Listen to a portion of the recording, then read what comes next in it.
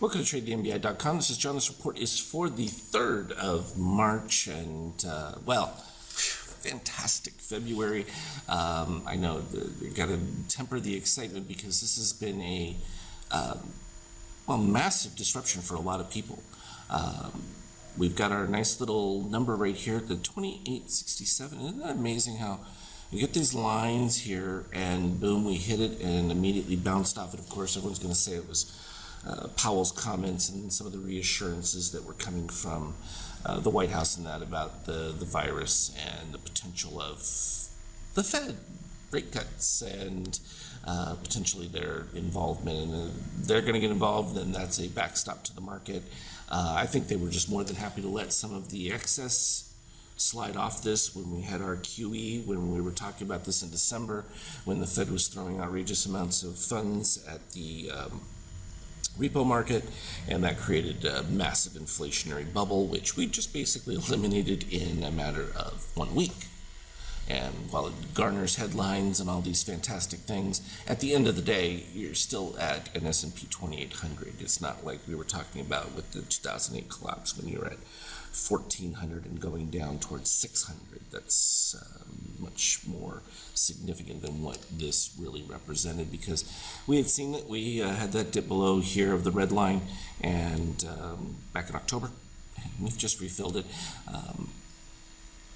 All in all, things being equal, we kind of expected that we were going to start to see a little bit of a pushback within this, and I was talking about it from an intraday standpoint on the Skype chat, where I was telling everyone that within this broader short, there were going to be some very nice long setups, and we can take a look at that end of day 5K as well as even the 50K that started producing significant buys that were starting to gain more traction, because we were going to reach a point where, like me, and I was even telling everybody, I was about to close out my short positions in that because we had reached close to what the expectation was, and lo and behold, that's exactly what happened.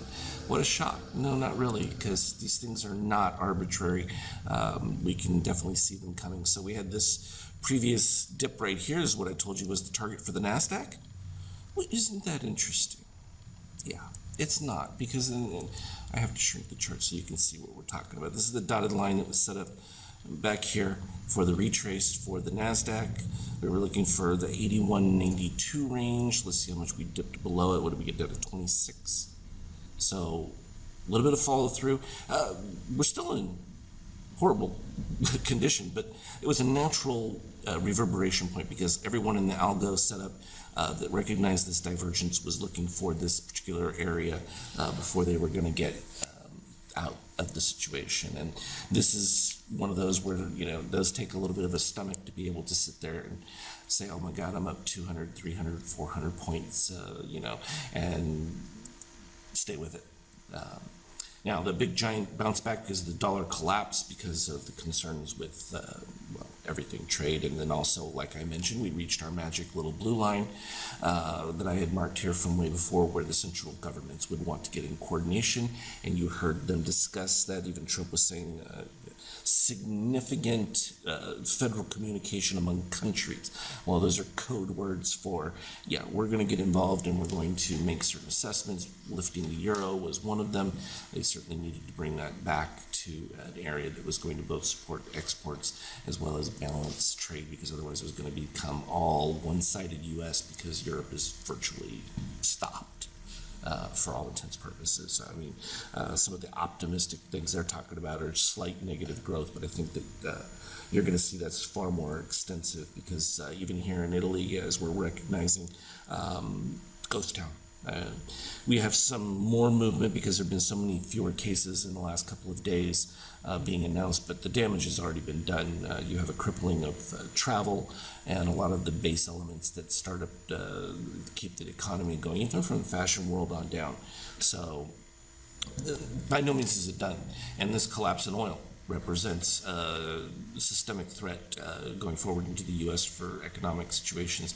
While it may make things cheaper, it's not going to do you any good if nobody's producing anything or things are moving out. And of course, within that liquidation and move back into securities, everyone got rid of their gold positions because the dire nature of it wasn't taking place to the same degree. But this again, no shock, because we had this marker right here as the positive extreme for the breakout move. And what did we do? We filled the positive extreme and then matched beautifully right here at the 50% Morganacci line. So again, it all works in a nice symmetry.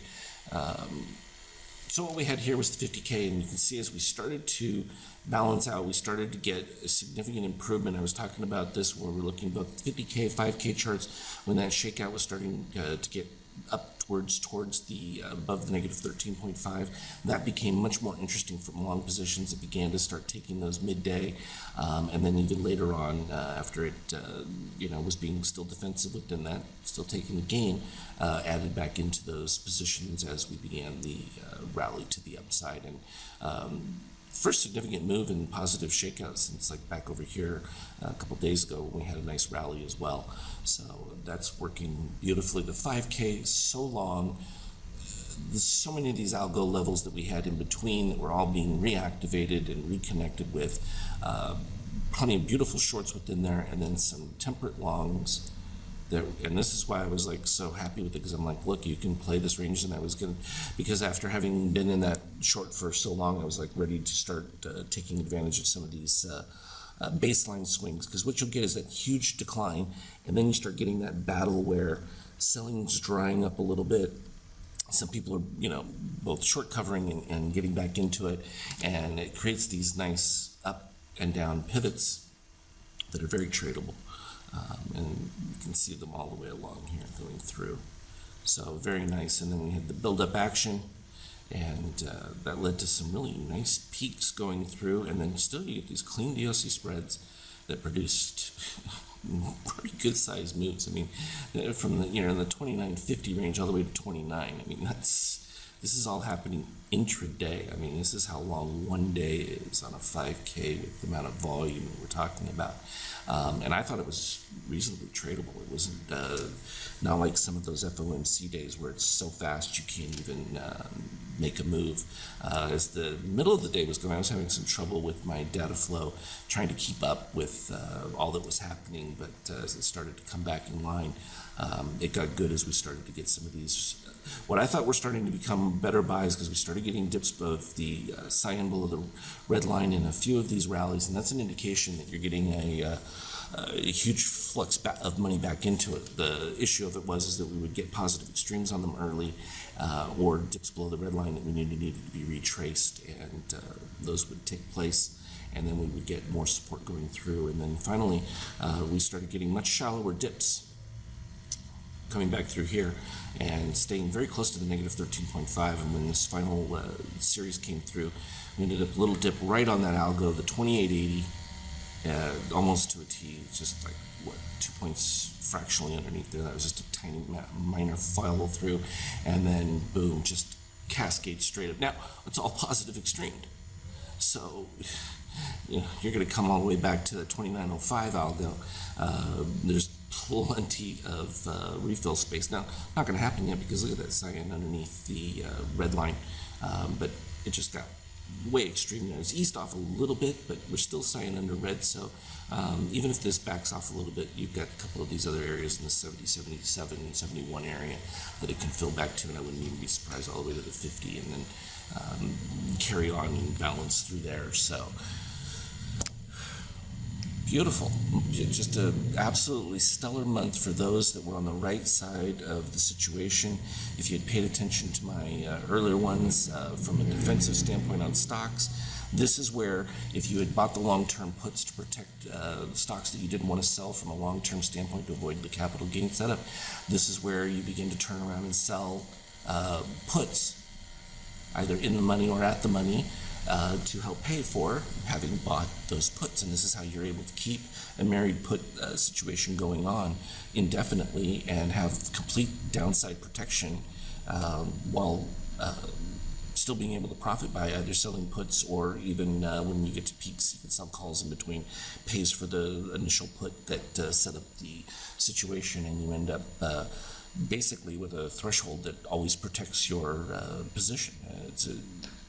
It requires having the right indicators to be able to do these things, but You do, and that's the beauty of having that kind of setup, and it also allows you to not have to worry about liquidating positions at all. So these are some of the tools and the power of what we see and being able to project what's already happened with the big money and just being able to correspond our trading to it. So I was very pleased with all that, and hopefully I wasn't sounding too technical and all that, but important details, and I think everyone should really pay attention to it, because I mean, you think about people who like say, oh, well, I just invest, you know, as a part-time thing with some of my earnings. It's like, well, but you can certainly do far better with this than you can from most work that you produce that's paid either even owning a business or working as a regular occupation.